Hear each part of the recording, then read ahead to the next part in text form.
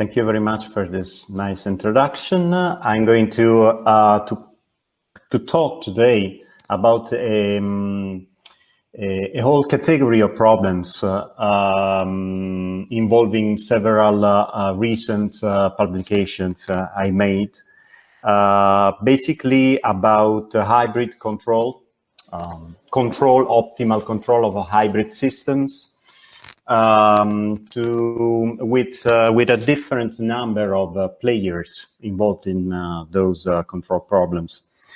And I'm going to discuss about those models and numerical techniques to solve those kind of equations involved in those kind of problems. And I'm going to make some examples of those models that can of different applicative situations where those models can play a role, can be very effective to simulate real-world applications. So, in particular, I'm going to focus about three different frameworks in optimal control of hybrid systems. The first one is related to the optimization of a single trajectory, which can switch from one state to another one. That's why it's called hybrid control. The second case, I'm going to extend this kind of framework in the case of differential games. If somebody doesn't know what are differential games, I'm going to explain in a while. And my intention is to conclude, if I'm able to use well the time that I have to my disposition. I'm going to show how to extend this kind of control problems in the case of an infinity number of players, introducing this very new framework of hybrid mean-field games. And I'm going to discuss how this can be used in a problem of traffic management. So, what is hybrid control or optimal control of hybrid systems? As we can see here, we have ODE. Okay, just neglect for this moment this part here. This part here, it's just an ordinary differential equation where we can change a function u, which is the controller. So we can drive this trajectory in a certain direction.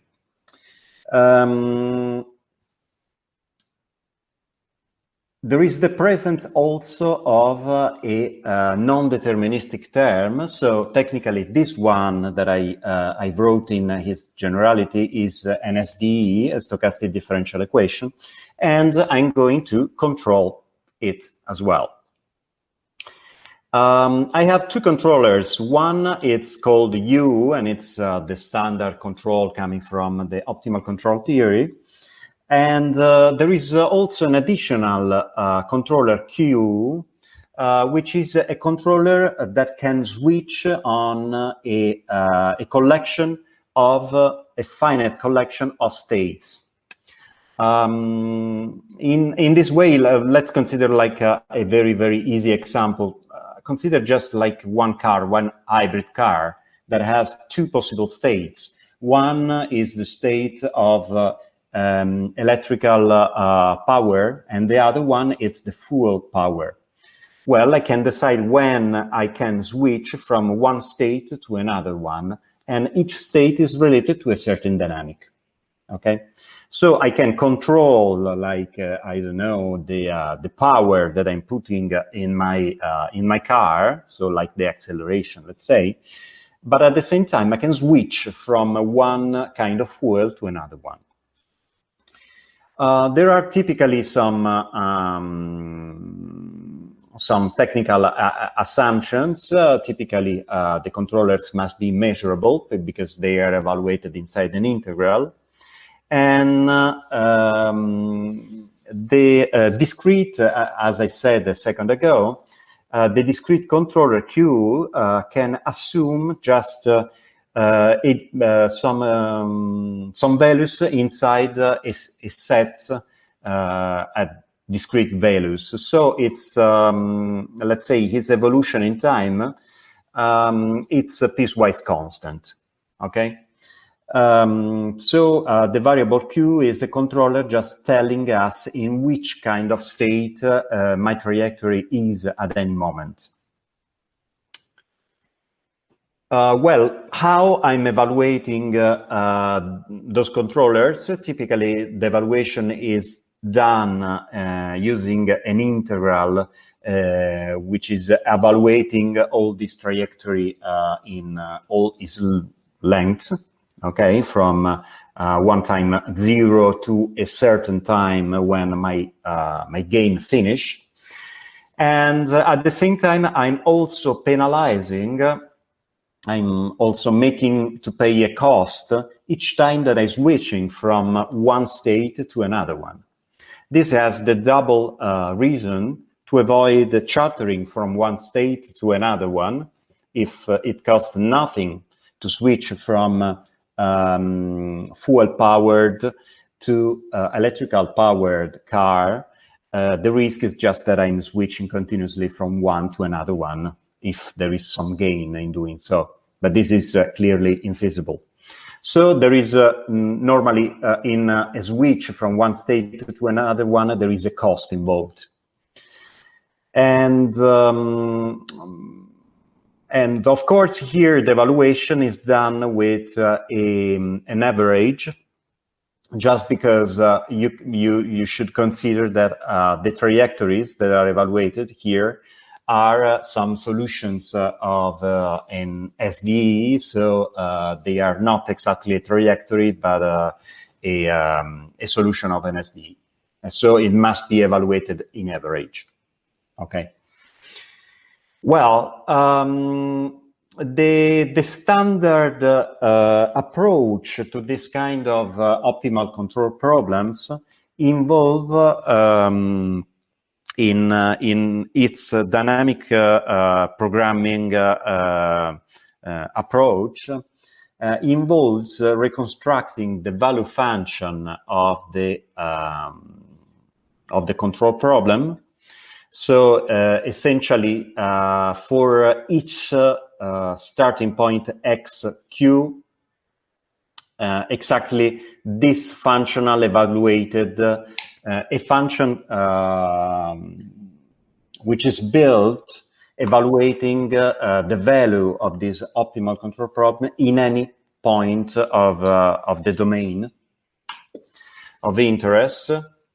So the value function of a point xq is just the infimum of the value of this game. And via the dynamical programming principle, we can obtain a differential description of this value function. Okay, so far it's pretty standard. If we were not considering a hybrid optimal control problem, we would obtain a Hamilton-Jacobi equation, which constitutes, which is just this part. Okay.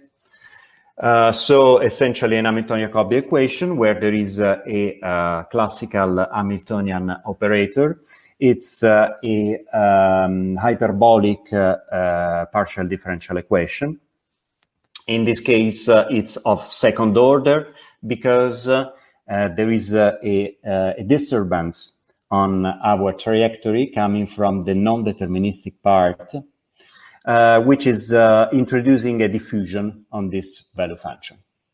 Okay, as you can see here, this sigma is related to this diffusive part, non-deterministic part of my trajectory. Okay, so which is the novelty related to the hybrid systems.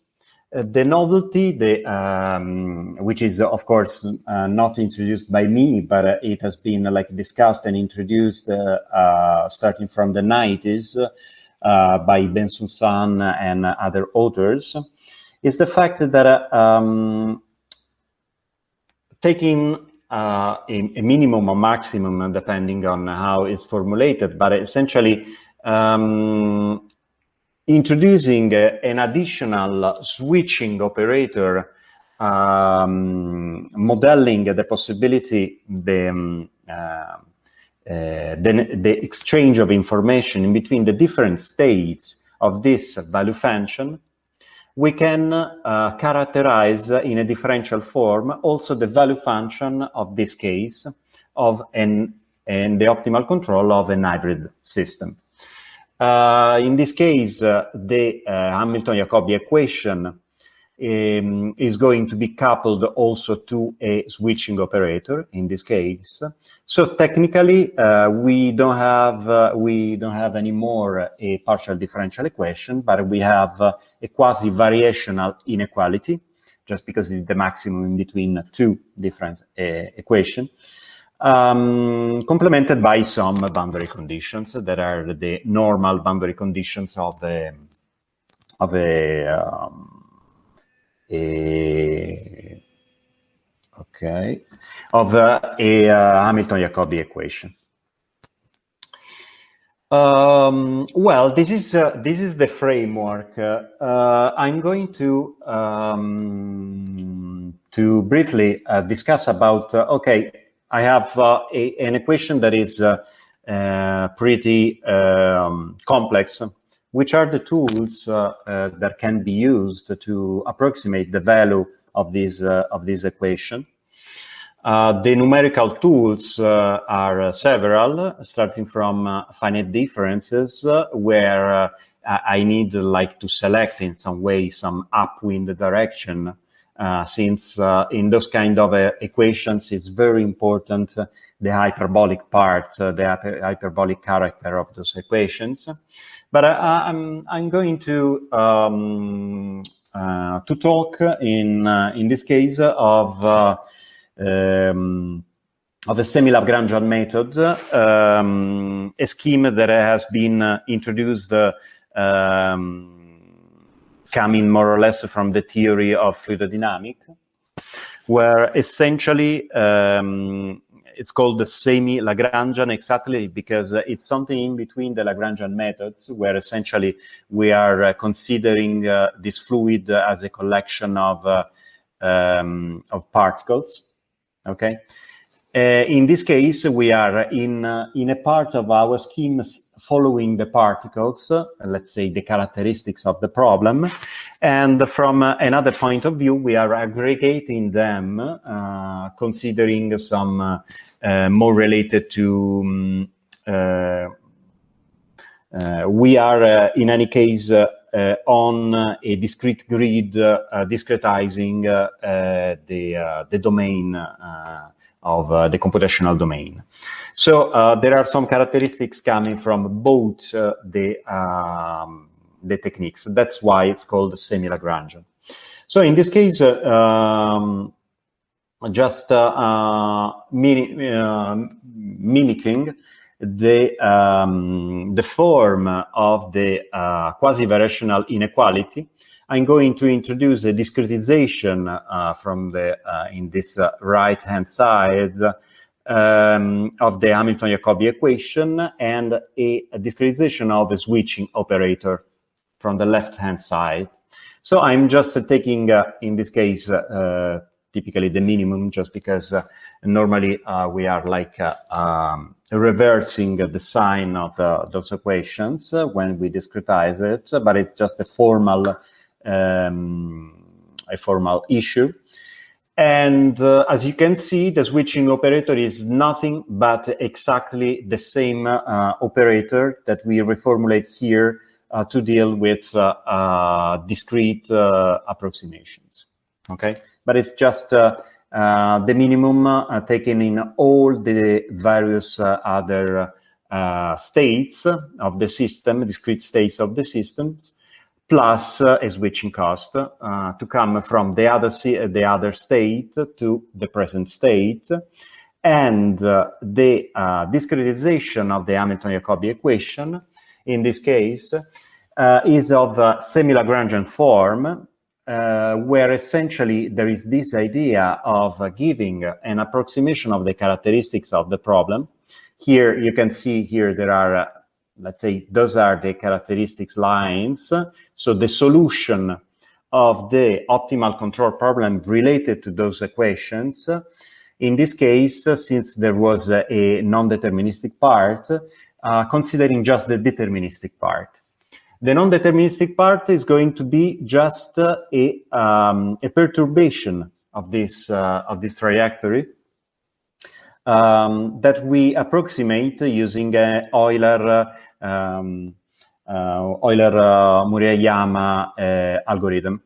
Okay, so essentially in this 2D case, we are going to go to the Euler approximation of the deterministic part, and after that we are going to take an average of the value around it. Okay. After that, this reconstruction of the characteristics is going to be used in the real numerical scheme. We have, of course, a problem, the fact that here we are in a semi-Lagrangian scheme. So there is a Lagrangian part where we are following the particles that are going around the characteristics of the problem, but at the same time we are on a discrete grid. So how we can deal with this different nature of the scheme?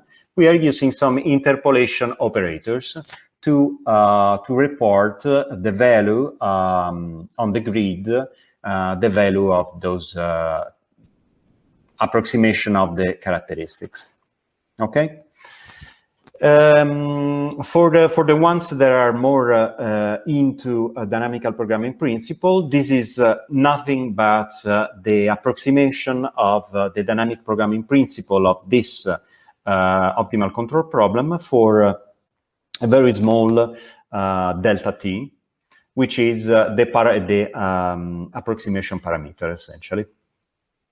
Okay, and it must go to 0 within the delta x, the dimension of the grid, going to 0. Okay, the convergence theory of those kind of equations is based mainly on two important results. The first one was introduced in really the seminal works by Crandall and Lyons in the '83. Essentially, they are some adaptation to prove the convergence and the error estimates for those kind of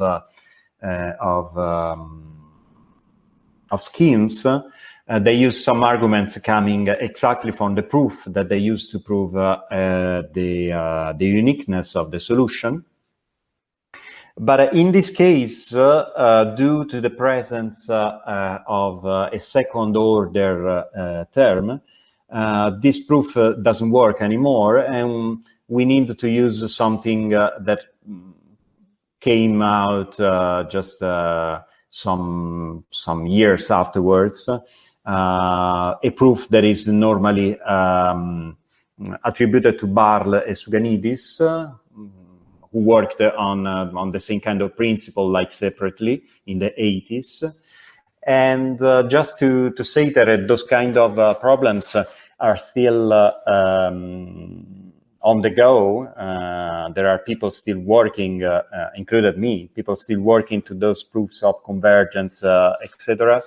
I can show that I worked to some proofs in some special cases, in particular in the case of ramified spaces. So in the case of Hamilton-Jacobi equations on networks, with a paper that is going to be published in this month, I guess. And but for example, I already worked on these cases. So taking some non-conventional cases like this one of hybrid control and discussing the convergence of the scheme, it's a non-trivial problem, even though the techniques that we can use, essentially, they are mostly those two, okay? And they are pretty old at this point. Okay, let's discuss of something more entertaining. So let's show first of all an application of this kind of framework. So we have a control, a continuous control of a trajectory that can also have some switches. And since I have like a personal passion shared with my co-author Roberto Ferretti of Roma 3 for sailing, we discussed about this model for sailing competition.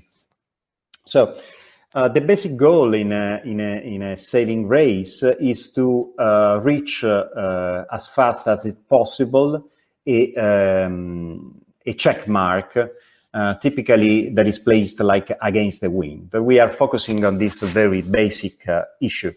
And we cannot point directly in the direction of the wind because our speed is related to our angle with the wind in this way. So if we point directly against the wind, we are going to zero speed. After that, there is an optimal angle that we can respect. That is 45 degrees, more or less. It depends on the kind of boat, but more or less, this is the polar representation of the speed of a boat for a certain speed of the wind. The situation is more complex also because here there is the wind during a race, and as we can see, the wind is just the direction of the wind, and it's highly oscillating. Okay, so we need to take into consideration also this fact of the wind that is oscillating continuously. And let's say that for the planification of the route, the tools on the market, they are pretty at their early stages, let's say. I worked in some years ago also in this sector, and I have to say that there was a certain demand for like effective planner for the optimal navigation to reach a point, an objective. So in our model, essentially, we used this hybrid framework where we consider a simplified dynamics of our boat, where the first two dimensions of the problem, they were related to the position of the boat, but we kept the third dimension for the direction of the wind. Since our wind is oscillating, we modeled it with a certain drift, possibly like this wind is moving like clockwise or anti-clockwise, but it's also affected by a Brownian motion. So it's also oscillating, as we have seen here. It's oscillating like in a noisy way. Okay. Using the framework that we just, and we put like a constant price every time that we switch from one side to another side. So in the normal the technical terminology of sailing, we say that we tack when we change the direction with respect to the wind, passing from one side to another one. And we model that switch exactly as an hybrid system. So we obtained a certain Hamiltonian and a certain Hamilton-Jacobi equation. In particular, we obtained two Hamilton-Jacobi equations of this kind. Those ones are already sufficiently simplified. One related to the first state and one related to the second state. And of course, they are coupled by this possibility of switch. So this switch term is modeling exactly the coupling in between those two equations. Okay? And we solved this problem using the semi-Lagrangian techniques that we have discussed before. We obtained two, depending on the parameters of the problem, value functions here, and some switching switching set. How we can see those like control maps? Let's consider the problem of we want to reach this point and we are starting from this side, or this side. Here there are two trajectories coming from here, just because I can start going in this direction, or the opposite case, I can start going in this other direction. We observe something pretty interesting. Changing with respect to the diffusion term. So with the rise of the diffusion term, the switching maps, they are suggesting us to stay as much as it makes sense in the center of this like race field, accepting to make a lot of switches, but to avoid to go too far from the objective. Because if I'm too far from the objective, and at this point the wind is turning in the bad side for me, I'm just losing space, let's say. And so I accept to make a lot of more switches to stay in the center of my race field. This is interesting because it's something that is already known from standard sailing tactics, and we found something pretty similar, but we have been also able to quantify this quantity. Here it's taken from a book of race tactics, where essentially they introduced this idea of tacking triangle, and we found the same thing. And we found a correlation in between how much the wind is like jumping, is unstable, and how much I need to stay in the center of the race field. Okay, so it's like technically interesting. In the case of a drift, so the wind rotates. In this case, the wind is slightly, step by step, rotating left with some different values of drift. Well, if the wind rotates like left, this fact of staying in the center of the race field becomes less important, and it's more important to take the left side of this race area. Okay, this is interesting as well, not so unexpected.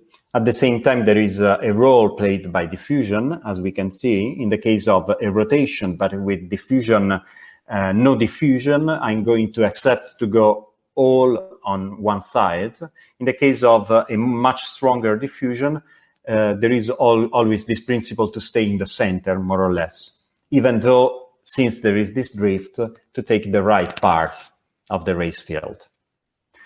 Okay, there are some technicalities also here. I had a lot of fun, like finding again some principles that has been told to me by some trainers, some sailing trainers, and I found them studying from an optimal control point of view those kind of problems.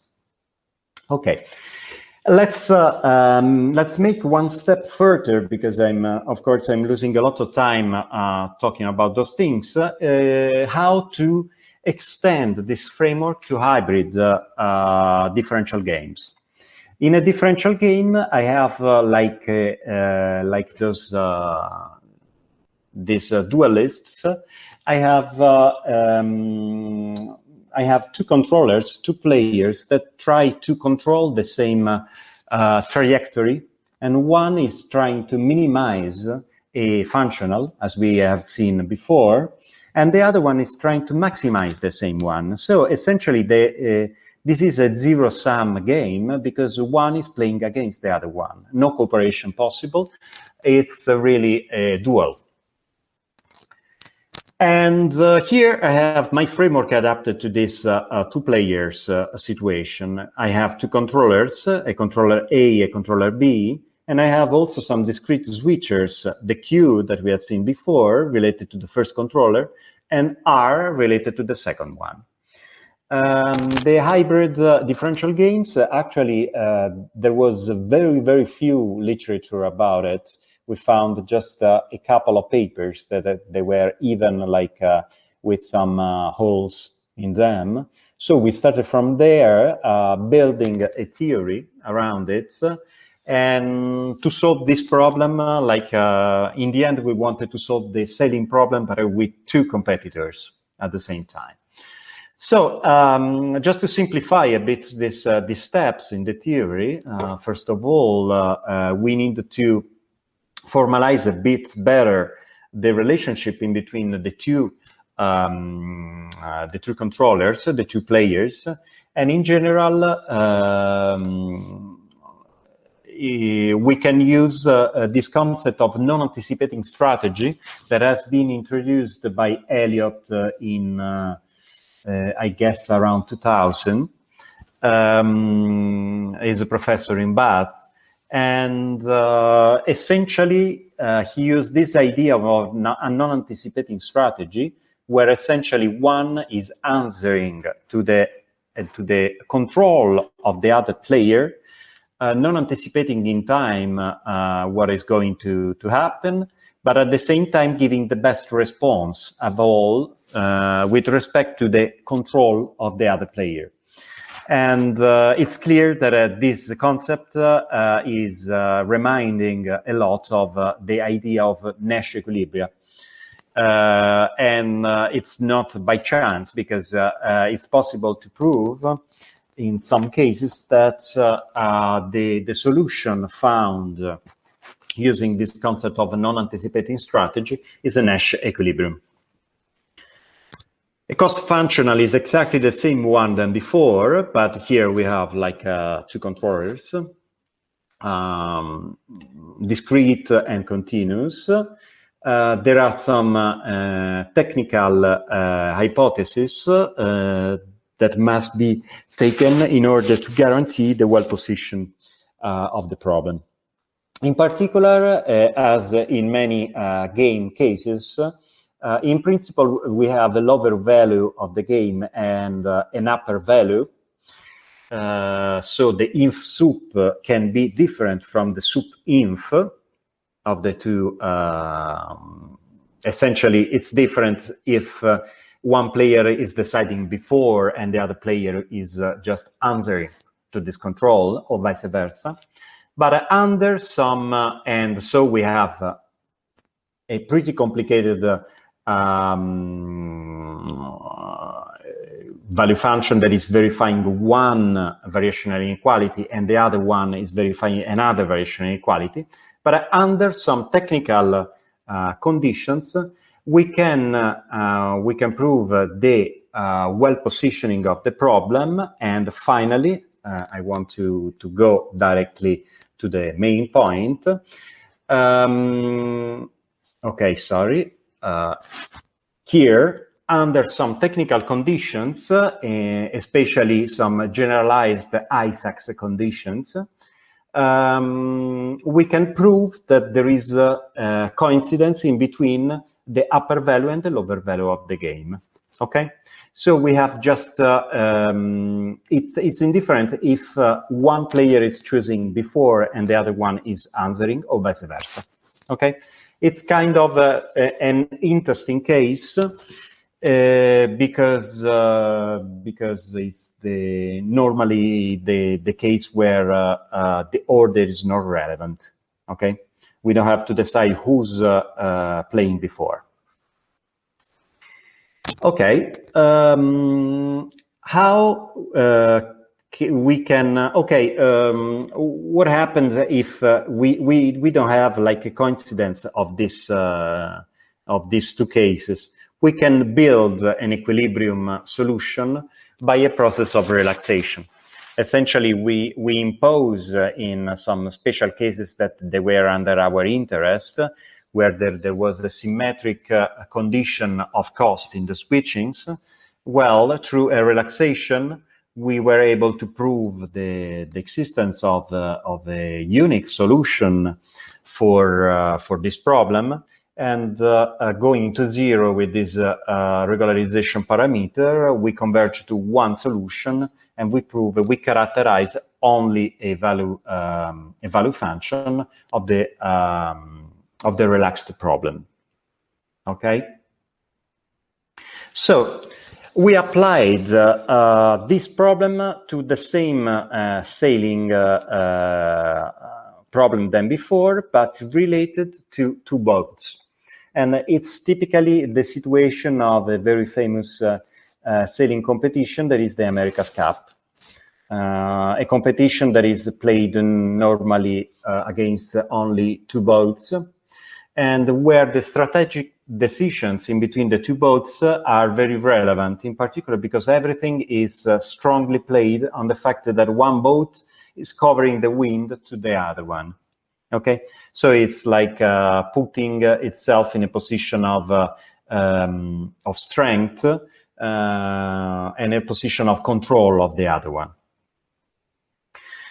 We formalized this in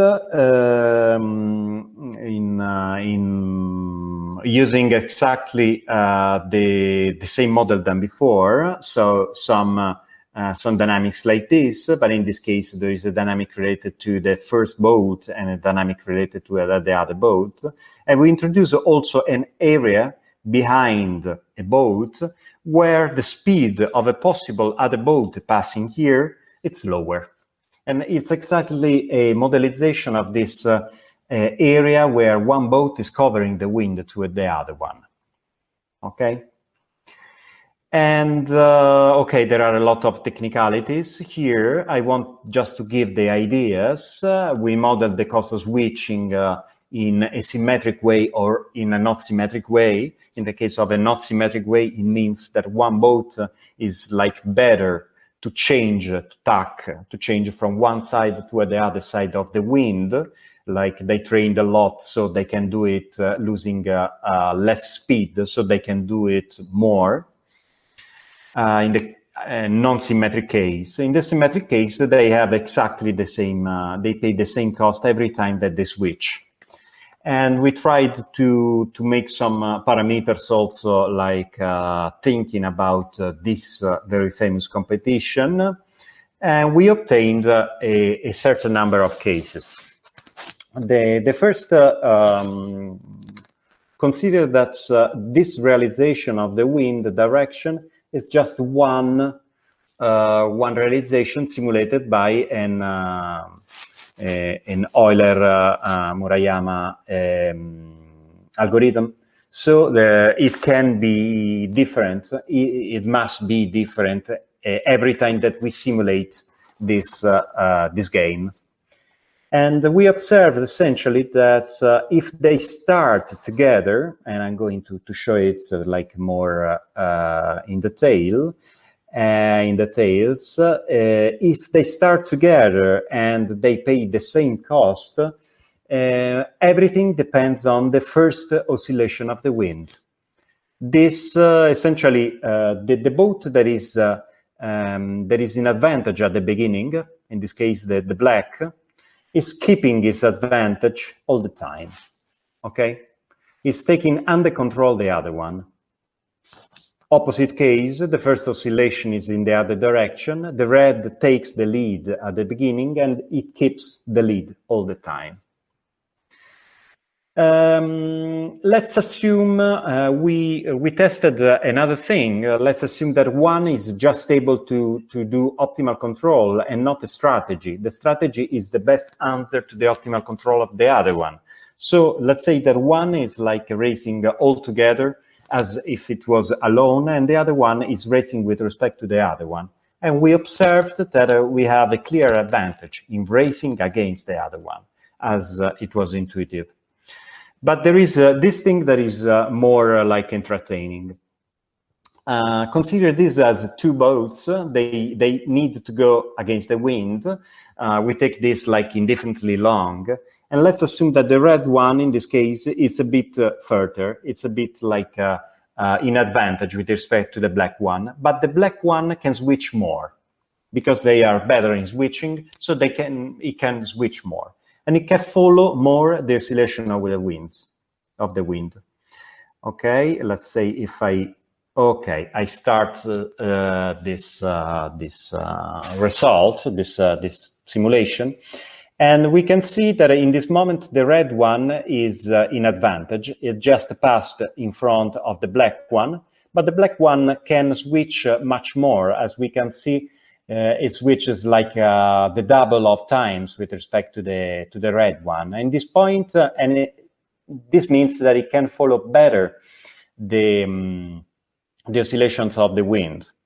At the same time, now it passed like ahead, and as you can see, it doesn't try like to go far from the red one, but it tries to keep control on the other one. So it tries to keep the red one in exactly the area of coverture with respect to the wind, the area where the red one cannot develop all the speed, okay?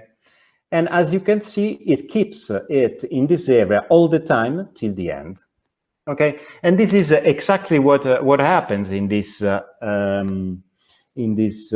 kind of races. Now, we started like 6 minutes after, so I'll take a couple of minutes more just to conclude also this part. And what if we consider the possibility of a continuum number of players?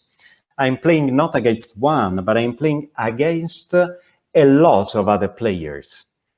It's the case, in general, this pretty recent framework introduced by Pierre-Louis Lyons once again, and Lasdrie, who is a mathematician working in economy.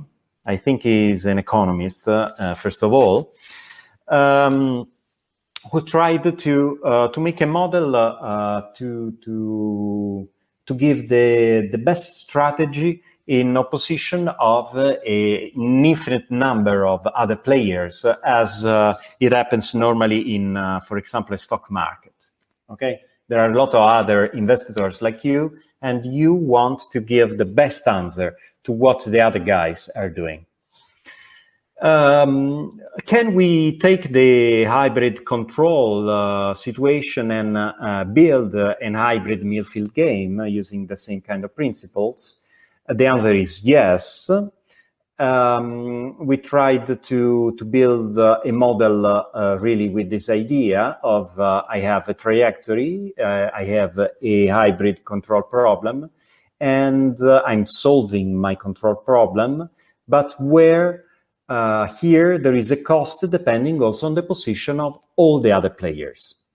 After that, and it's more or less the standard procedure to get this kind of problems, I'm rising the number of those players to infinity, and I'm considering the position of all those players as a distribution of density.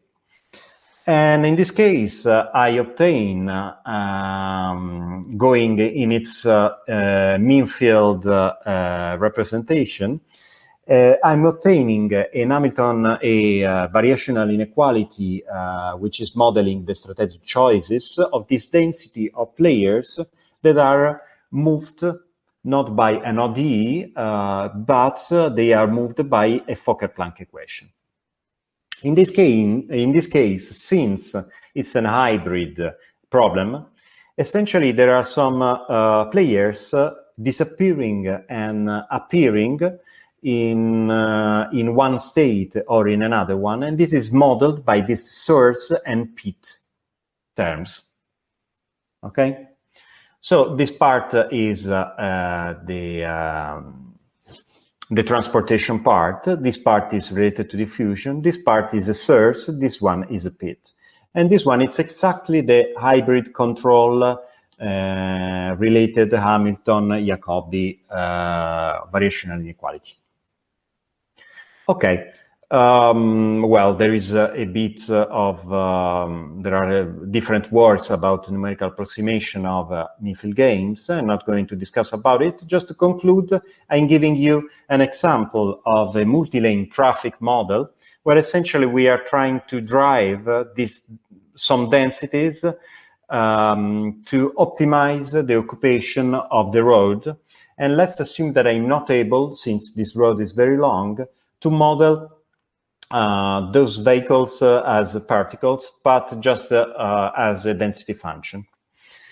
And I'm adapting the mean field hybrid game using these terms. The transportation term, it will include a fundamental diagram, as everybody who works in traffic models knows, and borrowing some elements from literature also about the source and pit terms for this possibility to change the lane, we arrived to this mean field gain system where essentially you have a transportation of this density, a pit term, and two sources coming from the lane that is just up above my lane and the other one just down below. And everything is, all the strategic choices are included in this Hamilton-Jacobi Bellman variational inequality, exactly of the same kind that we have seen before.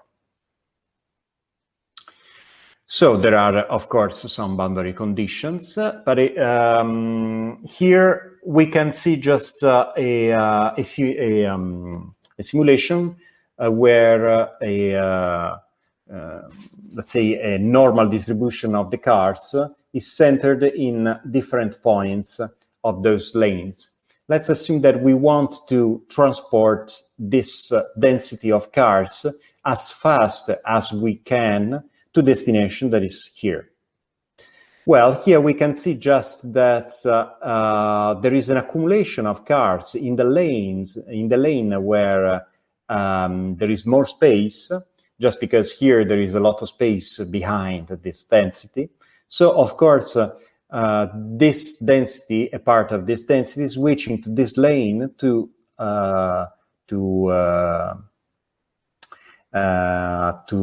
fill this gap, and as well those ones. And so there is a bigger concentration from this part of the lane, just because there is more space, and in this part the density is more ahead, is more distributed all along the lane. And after that, this switch inverts at a certain point. And in this moment, the densities are back to distribute homogeneously in the three lanes and arriving to destination. Okay, this is a very simple model but kind of interesting about like self-organizing systems, since there is not a central control, but every player here is trying to take the optimum from his point of view. And in this way, the cards are self-organizing in this finding this Nash, collective Nash equilibrium. Okay, this part about hybrid systems, Milfeld games, it's pretty open. We are actually working about this topic with Fabio Bagagiolo and Luciano Marzufero of the Trento University. And I know for sure that there is also a student that now is not student anymore, is postdoc, I guess. He's very skilled, very good mathematician, Charles Bertucci, who's a former student of Pierre-Louis Lyons, who worked in this topic with a couple of works, very theoretical. I'm actually working in those kind of frameworks also to extend those frameworks on networks, and there is a paper like on the go in the next days. And about control, I recently worked on this idea of having different degree of information in various parts of the population of the cars. So let's say that a population, a part of the cars, they have a navigator with the on-time, real-time information about the traffic, and the other ones know how I model this kind of systems. Okay, and here, just to conclude, a short bibliography of the works that I mentioned or I partially discussed today. And I guess that's it. And thank you for your attention. And please post me any question if you want. So, thank you.